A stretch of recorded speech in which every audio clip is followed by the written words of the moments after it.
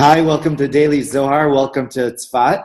So this week's reading is Parshat Shmini, talks about the 8th day, the new revelation, which came down in the tabernacle. For 7 days, there was the preparation period. And on the 8th day, there was the revelation of godliness, which came down and God resided permanently inside of the tabernacle. So we're going to learn a portion in the Zohar, actually a story, which is seemingly unrelated to this concept of the tabernacle, but obviously it relates, and we'll see how it does in a couple of minutes. So the Zohar tells us on page 36, Amud Aleph, the first part of 36, Rabbi Elazar hava azel be'orcha. Rabbi Elazar was traveling in the road. And like we said many times, that many of the teachings and many of the events that went on in the Zohar happen to have been on the road. And spiritually, that also teaches us that when we're always on the road, and we're on the road of life, and we have the illumination, we have the Torah to illuminate our way within the road, and that's why many of the major teachings went on in the road, and they're actually not in a permanent place. They were constantly they were learning things as they went ahead. So the Zohar says, Rabbi Elazar hava azel be'orcha. Rabbi Elazar, the son of Rabbi Shimon, was traveling in the road. Ashkechele Rabbi Pinchas ben Yair. He spotted his grandfather, Rabbi Pinchas ben Yair, the father-in-law of Rabbi Shimon, the Hava'ati that was coming across from him, that was coming in the way. Ga'a Chamre. So the donkey of Rabbi Pinchas made a noise. Amar Rabbi Pinchas vadai b'takula dechedvata dechamer chamina. Certainly, I'm actually hearing this neighing of the donkey, not for any reason, but the donkey is happy because it actually sees that there's going to be a new face, a new revelation. And perhaps spiritually that means that the donkey, the physicality, actually realizes that now there's going to be a union, there's going to be a connection between these two holy souls of Rabbi Elazar and Rabbi Pinchas ben Yair, the souls of the grandfather and the grandson, connecting and joining with these deep words of Torah. So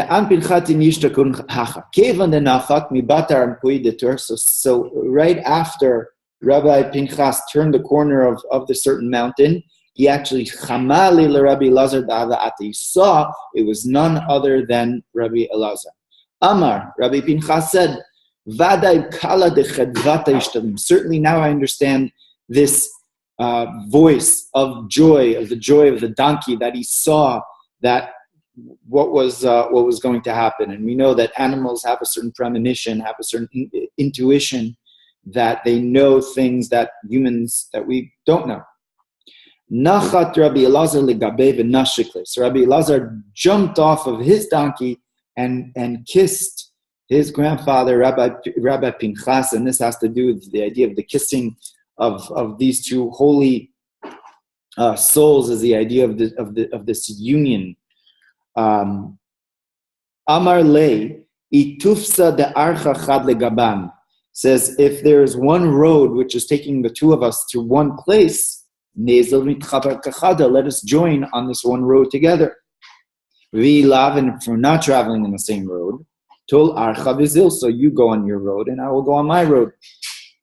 So meaning, we're going together, we're traveling together, let us find that path together, and that means let us find that frequency and say these words of Torah together. But if we're on a different frequency, so you take, so perhaps you take your road and I'll take my road, and we'll continue. Amar le. So Rabbi Elazar said to Rabbi Pinchas, his grandfather, Vaday lekivlach azilna. Certainly I am going on your road. I'm going to travel with you. And now that I finally found you, I saw you, now I will join you, I will be one with you. I'm going to be as one. Patach Rabbi Pinchas ve'amar. Rabbi Pinchas opens up this discourse and revealing these words of Torah. He opened up these channels of wisdom, and he quotes the following verse in Psalms. which says, Yevarechecha Hashem mitzion, Ur'eh betuv Yerushalayim kol yemei chayecha. Ur'eh vanim levanecha, shalom al Yisrael. Verse in Psalms 128, verse 5, which means that God will bless you from Zion, from Zion, and you shall see the good of Jerusalem all of the days of your life. Ur'eh vanim levanecha, and you will see children of your children, you will see your grandchildren, shalom al Yisrael, there will be peace upon Israel. So he explains this verse according to the deepest levels. My time of the Zion, why does it say that God will bless you from Zion? Why not from God will bless you from Jerusalem, or God will bless you from Mount Sinai? Why does it say God will bless you from Zion? What does Zion mean? Zion is the idea of the concept of Yesod. It's the concept of the foundation. The concept of foundation, where we have the Zer Anpin, the six spheros, the six emanations, which are the masculine, and then the end of the masculine emanations is called Yesod, foundation, which trickles down, which the whole revelation of this whole edifice, which is called the Partsuf, right, is now revealed to the world, and that's called Zion. That's called that place of Zion, and Zion actually means a mark, a point, and we know that Yesod actually goes all the way back up through all the middle columns, and it goes all the way up to Tiferet, and it goes all the way up to Dat, and goes all the way up to Keter. So it's the point which is now being revealed through the sixth sphere. Begin the Taman Sharam Birchan, because in Zion, in Yesod is where the blessings are at. Lishtakcha hada udichtiv kisham tziva Hashem et habracha, because there God has placed the blessings. The blessings are within Yesod. So everything now, this whole trickling down of the and channeling of the blessings are now going through to Yesod, and they reside over there, and they wait over there now to be transferred over to Malchut, to kingship. Chaim ad ha'olam, and then it says over there that there will be life forever. And life forever, what's Chaim? Chaim is life. Chaim is that source of life. So now that source of life is now channeled over to where? To Malchut, to kingship. Uvegin kach yevarechecha Hashem b'tzion. Because of this, it says God will bless you from Tzion. Deha mitaman nafke birchan l'chula. Because from there, blessings emanate to the entire world. Ureh betuv Yerushalayim, and you shall see the good of Jerusalem. The Vegine Tzion, it was because of the power of Zion. It's because of the power, it's because of the holiness that resides within Tzion, Yerushalayim itbaracha, that Jerusalem now becomes blessed. So Jerusalem is a code word for Malchut, for kingship. Yerushalayim is Yira Shalem. It's a complete fear, complete awe of godliness. It's the conduit of everywhere everything resides. Everything resides within Jerusalem. Jerusalem is the heart of the world. It's the center of the world. It's where everything comes through. Everything now becomes channeled down in this world, in this physical world, through Jerusalem. So there's a Jerusalem up on high, and there's a Jerusalem down below. Both Jerusalems represent this concept of Malchut. And Malchut receives from Tzion. And that's why actually these two words, like Mount Zion, Har Zion, and Jerusalem, are kind of like interchangeable because they relate one to the other. Zion is the giver and Yerushalayim is the receiver. And when they unite one with the other, so then we have the perfect union between these two channels of Yesod and Malchut. Kedein Yerushalayim Baracha Vishtakachu Barachamim. So in order to have mercy within Jerusalem, it has to come through Zion. V'chad Yerushalayim Baracha Kol Ama Baracha. And when Jerusalem is blessed, so then the whole nation is blessed, and that means that the whole world is blessed. And everything now becomes permeated with, seeped with the source of blessing, and it is affected by the blessing that Jerusalem has. Now, why does it say, continues on, Rabbi Pinchas continues on with this verse and says, Kol yemei chayecha, all the days of your life, de lo yechzeh keshet b'yomach kamal avich, that you shall not see the rainbow just like your father did not see the rainbow. And there's the Talmud tells us that there were only 2 generations that the rainbow did not appear in their lifetimes, and that was the lifetime of Chizkiyahu HaMelech, Hezekiah the king, and Rabbi Shimon Bar Yochai. And why is that significant? Because during the days of Noah, after the flood, God promised that there will not be another flood that will destroy the world, and as a sign for that, He put forth a rainbow.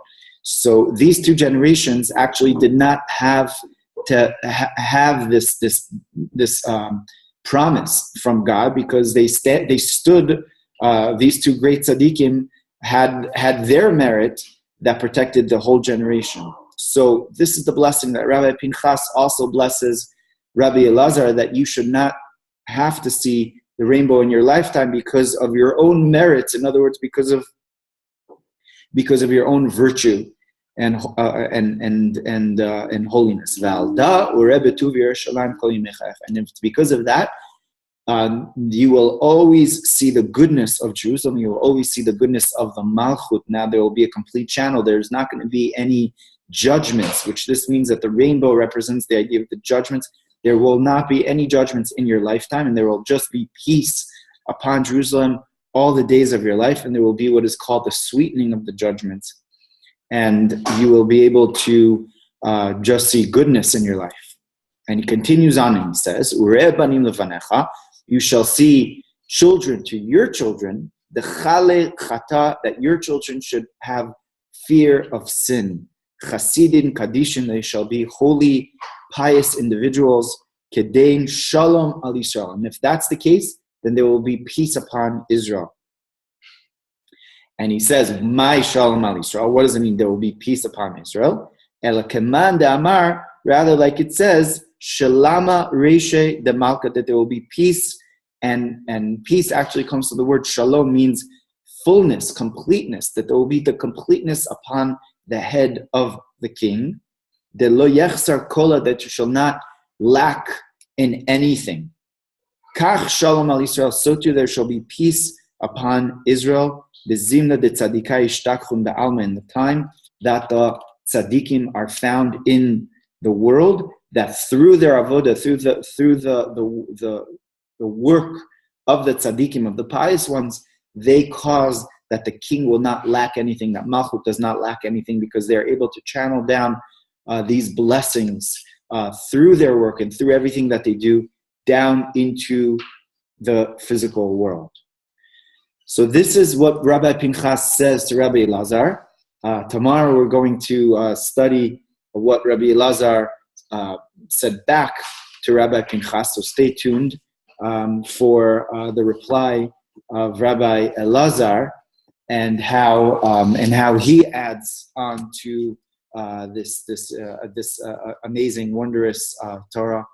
And so we'll see that tomorrow. And just to bring this down, perhaps into our life, when we have this connection between our the Yesod and Malchut, we have the potential between our masculine side, which is the idea of the giver, and then the feminine side, the idea of the receiver, and that there is that the giver is doing their job in actually giving, and the receiver is doing their job in actually receiving. So then we perfect, and we have a perfect union, and we have a perfect relationship of drawing down blessings into our lives. And what that means is that when we're able to receive, and we're able to act as actual givers, and in terms of doing what we're supposed to do spiritually on a daily basis. So then that causes down goodness and blessings into our lives, but into the entire world and into Jerusalem itself. So we see blessings upon Jerusalem all the days of our lives. Wishing everybody a great day.